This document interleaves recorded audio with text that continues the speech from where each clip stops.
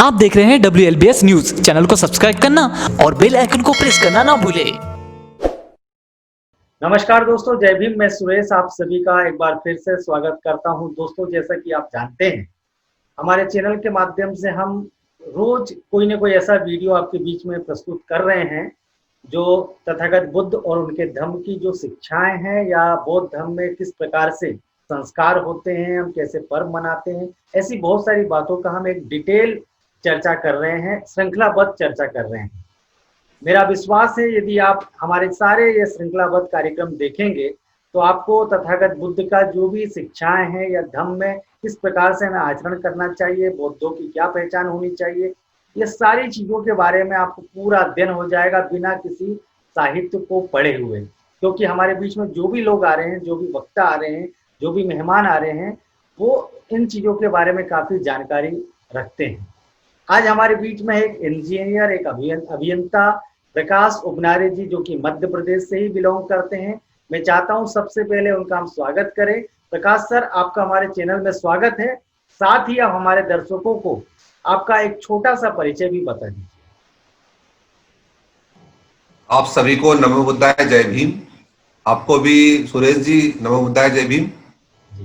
मेरा नाम प्रकाश उबनारे है और मैं वर्तमान में बैतूल में निवास करता हूं। मैं पेशे से सिविल इंजीनियर हूं और कृषि उपज मंडी बोर्ड में असिस्टेंट इंजीनियर के पद पर पदस्थ हूं।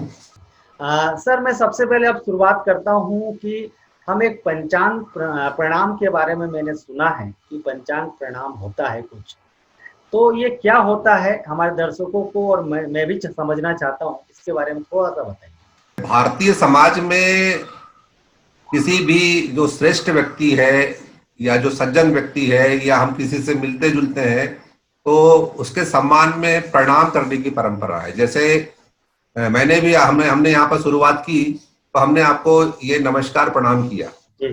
तो ये जो प्रणाम है ये भारतीय परंपरा है और हम जानते हैं कि भारत में जो परंपरा हुई है वो बुद्ध काल से चालू हुई है, शुरू हुई है।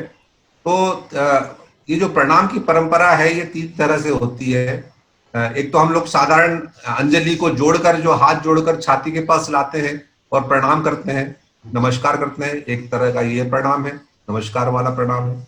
दूसरी तरह का प्रणाम जो आप बता रहे हैं, जो पूछना चाह रहे हैं, वो पंचांग प्रणाम होता है, जो कि शरीर के 5 अंगों से किया जाता है। तीसरा प्रणाम होता है एक साष्टांग प्रणाम, भी प्रचलन में है, जिसे कुछ धर्मों के लोग करते हैं। लेकिन जो बुद्ध का धम्म है, जो परंपरा बुद्ध की परंपरा है, बुद्ध ने जो अपना प्रथम उपदेश दिया पंच भिक्षुओं को, पंचवर्गीय भिक्षुओं को, उस समय से जो परंपरा चली आ रही है वो पंचांग प्रणाम की चली आ रही है। तो पंचांग प्रणाम में हम लोग क्या करते हैं, जो बुद्धिस्ट व्यक्ति है, हमारे त्रिरत्न की जब हम वंदना करते हैं या कोई भिक्षु हमारे घर में आता है तब हम वो पंचांग प्रणाम करते हैं। जब भी कोई विवाह संस्कार होते हैं तो जो दारक दारिका होते हैं, जिसे कि वर वधू कहा जाता है आज की भाषा में, तो वह भी जब त्रिरत्न की शपथ लेता है वहां पर तो पंचांग प्रणाम करवाया जाता है। पंचांग प्रणाम करना बहुत आसान काम है। आज हम सभी जानते हैं कि एक वज्रासन की स्थिति होती है जिसमें कि पैर पीछे मोड़कर, घुटने मोड़कर नीचे बैठा जाता है। उसी स्थिति में हमें बैठना होता है और पैर मोड़कर जब हम वज्रासन की स्थिति में बैठते हैं उसके पश्चात दोनों जो हथेलियां होती है हमारी, वो दोनों जंघाओं पर होती है। उसके पश्चात जंघाओं के पश्चात हमें हाथ जो ऐसे ऊपर उठाकर सीने से के पास लाना पड़ता है और उसके पश्चात जो है हम इन जो हमारी जो अंजलि है उसको हम लोग मस्तक तक लाते हैं और मस्तक तक लाके उसके पश्चात हम लोग ये दोनों हथेलियों को इस तरह से जमीन पर, भूमि पर स्थिर करते हैं और फिर उसको, हमारा जो मस्तक है इसको हम लोग शीश नवाकर वो जमीन पर, हम भूमि पर स्पर्श करते हैं। तो इस तरह से ये जो 2 पैर, 2 हाथ और मस्तक, ये जो शरीर के 5 अंग है, इन अंगों को मिलाकर हम लोग प्रणाम करते हैं। और हमारा जो इष्ट है, जो हम भगवान बुद्ध को मानने वाले लोग हैं, भिक्षुओं को मानने वाले लोग हैं, तो इस तरह हम उनके सम्मान में ये पंचांग प्रणाम करते हैं। हाँ सर, आपने बहुत ही अच्छे से बताया इसके बारे में। हालांकि हम भी ऐसा करते थे लेकिन मैं समझ नहीं पाता था कि पंचांग प्रणाम क्या होता है। कई बार हम भी बुद्ध विहार जाते हैं तो हम इसी प्रकार से करते हैं, साधु साधु। अब मैं आपसे ये जानना चाहता हूँ कि वंदना करते जी वक्त जी। और भिक्षु को नमन करते वक्त हम अपने सर पे कोई पगड़ी या कोई महिला है तो पल्लू, आंचल, गमछा, टोपी ये क्यों नहीं रखते? इसके पीछे क्या मतलब इसके पीछे क्या तथ्य है, क्या मान्यता है? जी बिल्कुल। देखिए, अ, हम लोग, आप लोग या हम लोग, हमारे बहुत से बुजुर्गों को हमने देखा होगा। जी। आज भी हम लोग गांव में जाते हैं तो जिन जिन ग्रामीण एरियो में जाते हैं हम लोग, तो हम देखते हैं कि कई हमारे बुजुर्ग जो हैं, हमारे नाना हो गए, हमारे बाबा हो गए, हमारे दादा के जमाने में इस तरह से चलन था। और आज भी हम लोग यदि ग्रामीण क्षेत्रों में जाते हैं तो ये देखने को मिलता है कि जब भी हमारे बुजुर्ग जो है वो भूमि पर बैठकर भोजन करते थे, एक पंगत तरह की व्यवस्था होती थी, या घर में भोजन करते थे, तो उनके सर पे जो टोपी या पगड़ी होती थी वो उतार के जमीन पे रखते थे। उसके पश्चात ही वो भोजन प्रारंभ करते थे। तो इसका क्या मतलब हुआ? इसका मतलब ये हुआ कि हम जो भोजन मिल रहा है उसको सम्मान देते थे। हम्म। तो किसी, ये पुरानी परंपरा है, ये भगवान बुद्ध के जमाने से ये परंपरा, ये सम्मान देने की परंपरा चली आ रही है।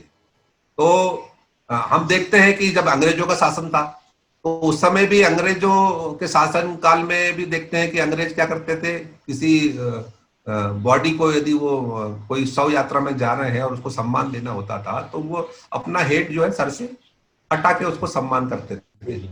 इसी प्रकार से आज भी वो प्रथा चली आ रही है कि सेना का कोई हमारा नौजवान शहीद होता है, कोई अधिकारी शहीद होता है, इसी तरह पुलिस का कोई जवान शहीद होता है, तो आज भी वो परंपरा चली जा रही है कि पुलिस के पूरी फोर्स होती है, सेना की पूरी फोर्स होती है, वो अपना हेड उतार कर वो सम्मान करती है। तो ये जो सम्मान की प्रथा, परंपरा जो चली आ रही है, भगवान बुद्ध के जमाने से चली आ रही है।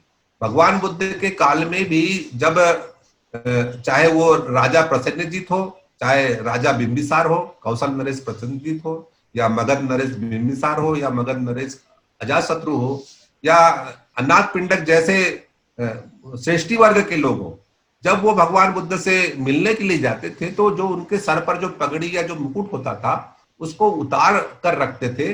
और इसका उतारने का कारण ही यह था कि हमारे मन के अंदर जो अहंकार है वो खत्म हो, और हम जो झुकने, हमारे से श्रेष्ठ व्यक्ति है, जो हमारे जो पूजनीय व्यक्ति है, उनके सामने हमारा अहंकार खत्म हो, और हम उनके सामने जो नमन करते हैं, जो झुकते हैं, तो वो झुकने का भाव जो है, वो जो अहंकार हमारा खत्म होता है, उसके लिए हमारे सिर पर जो पगड़ी या जो मुकुट है वो नहीं होना चाहिए। ये परंपरा भगवान बुद्ध के जमाने से चली आ रही है।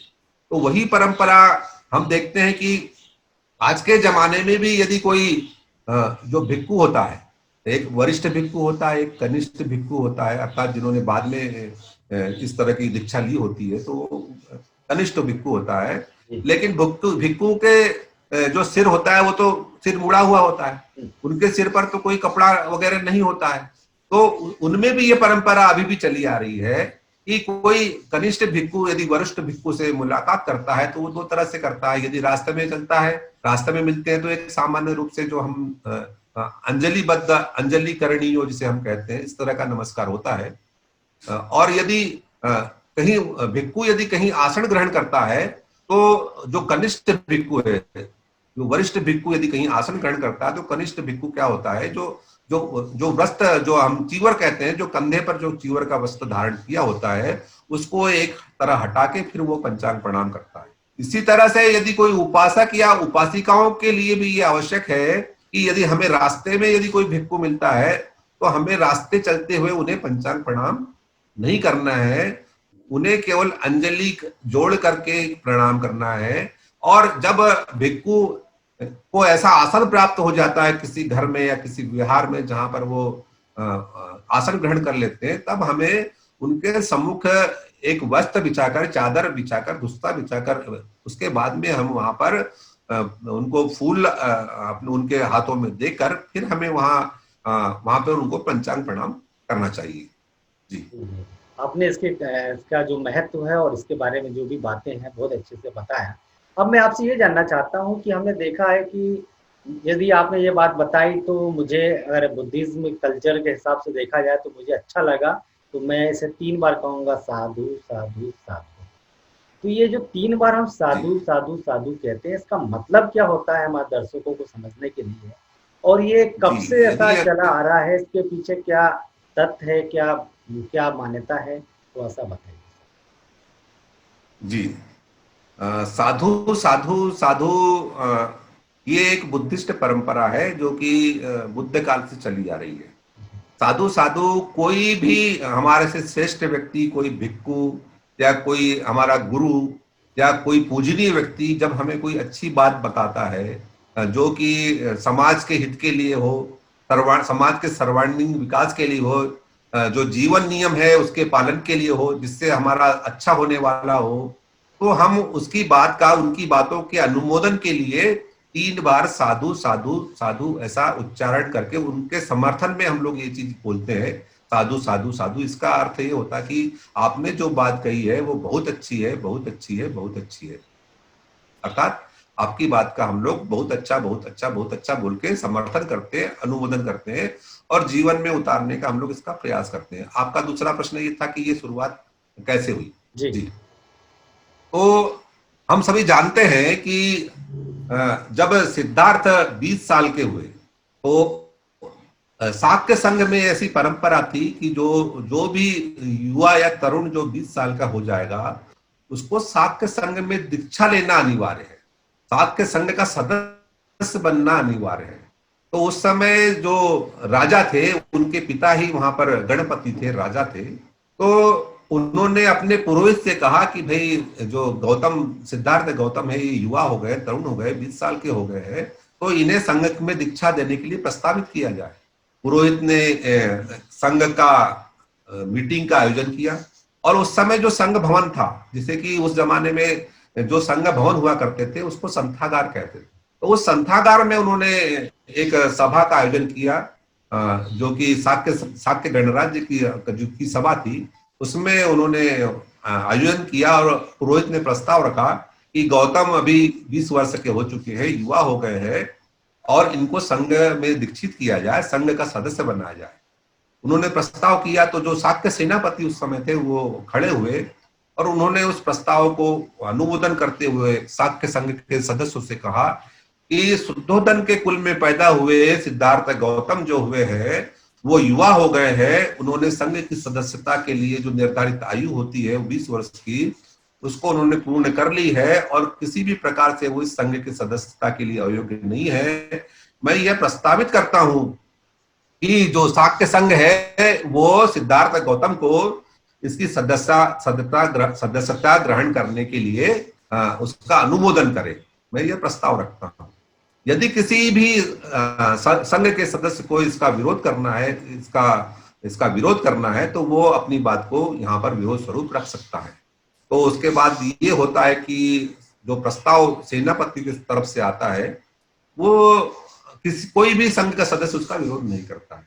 उसके पश्चात शाक्य सेनापति दोबारा पूछते हैं कि मैंने सिद्धार्थ का नाम जो प्रस्ताव किया है संघ के सदस्य के लिए, किसी का कोई विरोध है क्या? वो अपनी बात को विरोध स्वरूप दर्ज करा है, लेकिन उस समय भी कोई विरोध नहीं आता है। इसी प्रकार से फिर शाक्य सेनापति तीसरी बार कहते हैं कि हमने जो प्रस्ताव रखा है सिद्धार्थ गौतम को संघ में लेने के लिए, शाक्य संघ में लेने के लिए, किसी का विरोध है क्या? तीसरी बार भी ये कोई विरोध नहीं करता है और वो तीनों बार प्रस्ताव जो है सारे शाक्य संघ के सहमति से वो प्रस्ताव पारित होता है और इस तरह से जो सिद्धार्थ गौतम जो 20 साल के युवा थे तो वो संघ में प्रवेश ले लेते हैं। तो शाक्य संघ की जो परंपरा थी, शाक्य संघ में ये परंपरा थी कि किसी भी बात को 3 बार कहना है, किसी भी बात को 3 बार उसको प्रस्ताव रखना है और 3 बार प्रस्ताव रखने के बाद यदि वो सहमत हो जाते हैं, सहमति हो जाती है, तो वो प्रस्ताव को मान लिया जाता है। तो इसका आशय ये होता है कि यदि कोई आदमी या कोई व्यक्ति किसी बात का पहली बार यदि कोई प्रस्ताव रखता है तो हो सकता है वो उसको ध्यान से नहीं सुने, है ना, या वो उसका विरोध नहीं कर पाए, सच्चाई अच्छाई को नहीं जान सके, तो वो हो सकता है समर्थन कर दे। दूसरी बार भी यदि कोई व्यक्ति उसका ध्यान अलग कहीं भटका हुआ है या वो कुछ और सोच रहा है, वैसे तो ऐसा होता नहीं है किसी विशेष मीटिंग में, पर फिर भी यदि उसकी बुद्धि विवेक उस समय काम नहीं करता है तो हो सकता है वो उसका समर्थन करते हैं। लेकिन तीसरी बार कोई भी व्यक्ति किसी भी बात का आंख मूंद कर बिना तर्क और बिना विवेक के उसका समर्थन नहीं करता है। और ये शाक्य संघ की परंपरा थी, जिसको कि सिद्धार्थ गौतम ने जब उन्होंने भिक्खु संघ का निर्माण किया, उस परंपरा का पालन उन्होंने उस संघ में भी लिया। तो तब से जो भिक्खु संघ की स्थापना हुई, और जो भिक्खु संघ की स्थापना के बाद भी किसी भी बात को जिसको हमको कहना है, उसको हम लोग 3 बार साधु साधु 3 बार कहते हैं। और यदि कोई अच्छी बात हो तो उसको हम लोग 3 बार साधु साधु साधु अर्थात बहुत अच्छा बहुत अच्छा बहुत अच्छा कहकर उसका अनुमोदन करते हैं, समर्थन करते हैं। और ये जो आपने भी हमें साधु साधु साधु कहा, उसका आशय भी यही होता है कि हम आपकी बात से सहमत हैं और आपको साधुवाद। चलिए, साधु साधु साधु।